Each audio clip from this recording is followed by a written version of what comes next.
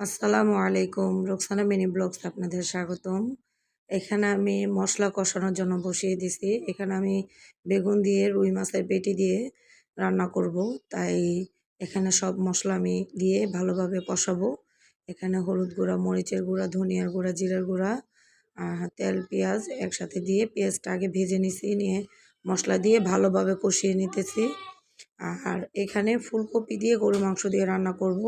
তাই আমি মাংসটা ভালোভাবে মাখিয়ে মেরিনেট করে রেখে দিয়েছি, মানে কিছুক্ষণ সময় রাখবো। তো ফুলকপি মানে বেগুন তরকারি রান্না শেষ হলে তারপরে ফুলকপিটা বসাবো আমি রান্না করার জন্য। তো এই তো এখানে ফুলকপি আর হলো সাথে আলু কেটে রাখছি, কারণ কয়েকটা আলু দিলে বাচ্চারা আর কি খেতে খুব পছন্দ করে। এর জন্য আলু দিছি। তো আলু দিয়ে ফুলকপি দিয়ে রান্না করব। তো এখানে আমি মশলাটা ভালোভাবে কষিয়ে নেব। আর মশলাটা আমি খুব সময় নিয়ে কষাই, কারণ মশলাটা বেশি সময় কষানো হলে রান্নাটা মজা হয়। এর জন্য আমি মশলাটা একটু বেশি সময় নিয়েই কষানোর চেষ্টা করি। তো এই তো ভালোভাবে মশলাগুলো কষিয়ে নেব। তো মশলা কষানো হয়ে গেলে আমি বেগুনগুলো দিয়ে দিব। মশলাগুলো কষিয়ে নিয়ে আগে ভালোভাবে। এই তো মশলা ভালোভাবে কষানো হয়ে গেলে একদম মশলার উপর থেকে তেল উঠে যাবে, মানে মশলা একদম ছেড়ে দিবে, বোঝাই যায়।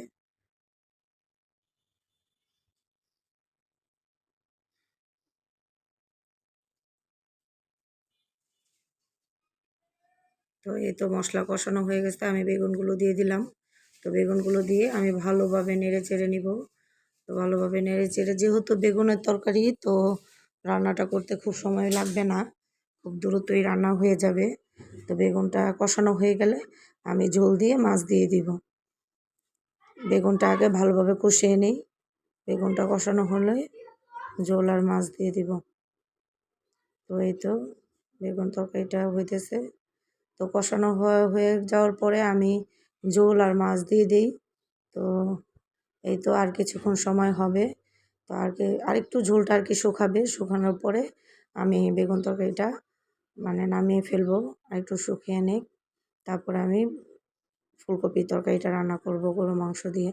কারণ ২ চুলা একসাথে ধরালে আর কি গ্যাসের মানে গ্যাসটা একটু অল্প আসে।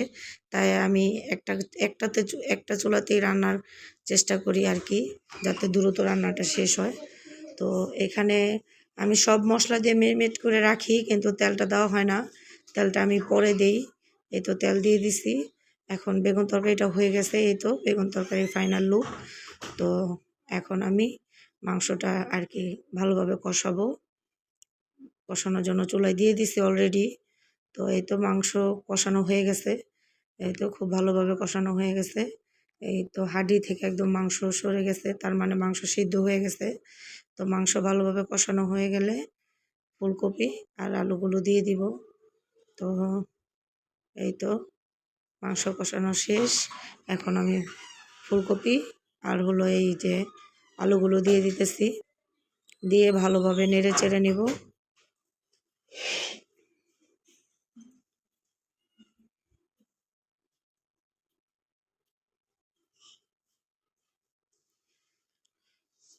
এই তো ফুলকপি সব দিয়ে দিতেছি। পাতিলাটা আসলে ছোট হয়ে যায়, কিন্তু মানে দেখে মনে হইতেছে যে পাতিলাটা ছোট হয়ে গেছে, কিন্তু না, যখন সবজিটা সিদ্ধ হয়ে যায় তখন কিন্তু সবজিটা কমে যায় সিদ্ধ হয়ে গেলে। তখন একদম পাতিলা মানে পারফেক্ট মতো হয়ে যায়। তো এই তো দিতেছি। তো যখন ভালোভাবে কষিয়ে পরিপূর্ণভাবে তরকারিটা হয়ে যাবে, তখন এই পাতিলাতেই হয়ে যাবে। কিন্তু দেখে মনে হইতেছে যে পাতিলাটা ছোট হয়ে গেছে। আমি ভালোভাবে নেড়েচেড়ে একদম মিশিয়ে নিতেছি। তারপরে কয়েক মিনিট কষাবো।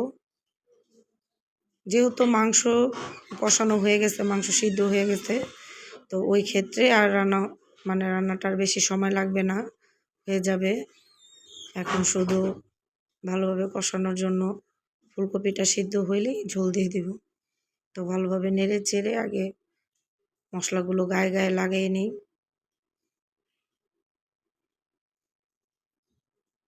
এই তো নেড়ে চেড়ে নিতেছি ভালোভাবে।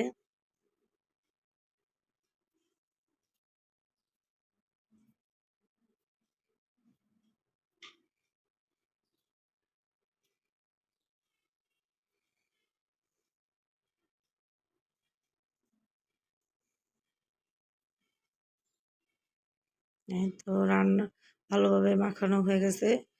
আপুরা কেউ যদি আমার পেজ থেকে এই ভিডিওটি দেখে থাকেন অবশ্যই আমার পেজে একটি ফলো দিবেন। আর যদি ইউটিউব চ্যানেল থেকে দেখে থাকেন অবশ্যই আমার চ্যানেলটিতে সাবস্ক্রাইব করবেন। আর আমার রান্না এবং ভিডিও কেমন লাগলো অবশ্যই কমেন্টের মাধ্যমে জানাবেন। আমার ব্লগটি আপনাদের কাছে কেমন লাগলো। আর অবশ্যই লাইক সাবস্ক্রাইব করে আমার পাশে থাকবেন। এখন ঢেকে দেব ভালোভাবে ফুলকপিটা সিদ্ধ হওয়ার জন্য। তো ফুলকপি সিদ্ধ হয়ে গেছে, আমি ঝোল দিয়ে দিছি। তো এখন আর কিছুক্ষণ বলক ওঠানোর পরে আরেকটু হবে, আর কিছুক্ষণ হওয়ার পরে আর কি নামিয়ে ফেলবো। তো এখানেই আমার ভিডিওটি শেষ করে ফেলবো।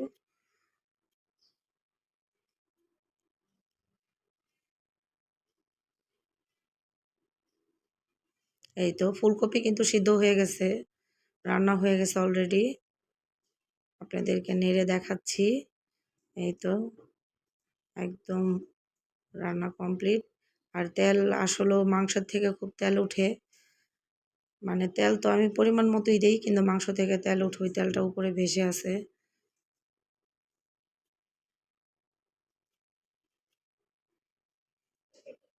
তো এই তো ঝোলও শুকিয়ে গেছে। এই তো রান্না শেষ আমার। তো আজকের ভিডিওটি এ পর্যন্তই। আল্লাহ হাফেজ।